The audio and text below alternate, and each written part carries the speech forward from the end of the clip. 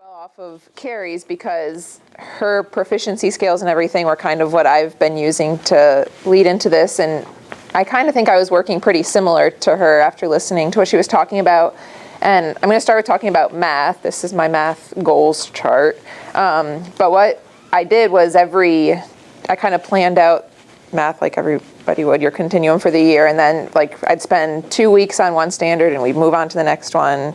And then, like Carrie, we did like a rewind or fast forward week where like we take some time for kids who had missed the standards that we had talked about or had gotten them all, and we did some enrichment during that time.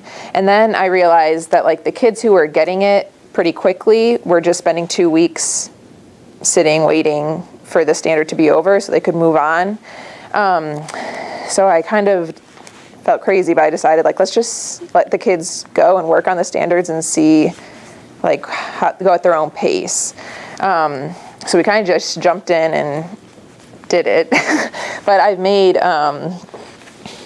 like we obviously use this pre-assessments, and I have some online resources that they can use so they can go to the standard that they're working on, and then there's different like Khan Academy or iReady lessons that'll help kind of do blended learning to teach that standard. So this is really just making students self-monitor their own learning and being aware of their progress and their goals. So I have chart for reading, writing, and math, and then it's broken up into all the standards that we'll teach. Go through these magnets, show what standards they're working on, and then once they master a standard, they get a sticker for that standard. It all starts with the pre-assessment. Like if they decide what standard they want to work on, they do the pre-assessment for that standard, and then based on the pre-assessment, they'll either go on to show mastery if they did really well in the pre-assessment and they don't need more instruction, or I'll look at the pre-assessment based on the learning progression and see what part of the standard they need to be working on. Into the strands in the standards. So if they're doing operations and algebraic thinking, they have to go in order in that strand, so they're not doing like patterns of multiplication before they did multiplication. And one thing with pre-assessment, at the beginning of the year I was nervous about doing a pre-assessment for every standard because you have kids who don't have a lot of stickers, who like they do a pre-assessment are like, great, I don't know any of this, like this is awful. But it's really, I think we've created a classroom culture where it's like, this is just showing me what you know and what you're ready to learn, and everybody's kind of at their own place and doing their own thing, and it's been actually like really good. And then I was also nervous about having this up here for like the whole class to see where everybody is, but it's interesting because like the kids who haven't met as many standards, they can see who has mastered certain standards, and they actually go and ask them like, how do I do this problem, or how does this work? I use, Lucy Calkins has a reading curriculum, and I use her learning progression to help like kids know what they need to do to reach a certain standard.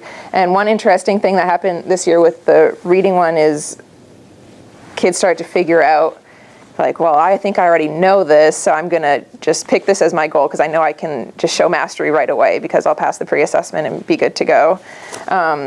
So they kind of just flew through certain ones that they knew they were ready to do. And then with reading, it's kind of different. I don't do a pre-assessment for every standard. We do like more of a unit pre-assessment. So they'll read like an informational text or something and answer certain questions about it. And it kind of just focuses on like 4 or 5 of all the different standards. And then, so we'll start with those, and then based on the work that we do in small groups and strategy groups and things like that, we'll figure out like what they're ready to work on next based on what their strengths and needs are. And then same for writing.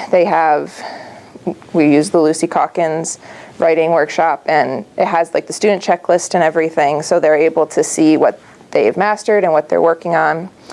And then when students are ready to show mastery, I have a Google form that they can fill out where they put the standard that they're ready to show mastery of, and then they can choose if they want to do like an assessment from me where it's like the standards mastery on iReady, or some other assessment that I have for the different things. Or they can show evidence of their mastery where they like make a video or do some kind of project, or like in writing it's usually just they pick their best piece that they think they really did a good job of that standard and show that. So it kind of, and it's been a lot of like teacher driven so far for the show mastery, but I think now when we come back we'll start to give them more examples of how to show mastery and what they can be doing. There. Yes. Is that showing that some kids have mastered all standards, going all the way down? So the name goes across for this one. Right. And then, yeah, so every kid has mastered division and multiplication. But then... Do you have, I can see that part, but a student that has mastered all the standards? No, but I have 2 kids who are like pretty close. They're flying through them pretty quickly. Is that just your first? Is that just your first trimester? It's kind of the whole first semester, yeah. That's your whole year. Yeah. Oh, look at you. Is it the whole year or the whole semester? It's a year? Oh, this whole thing is the year, yeah, yeah.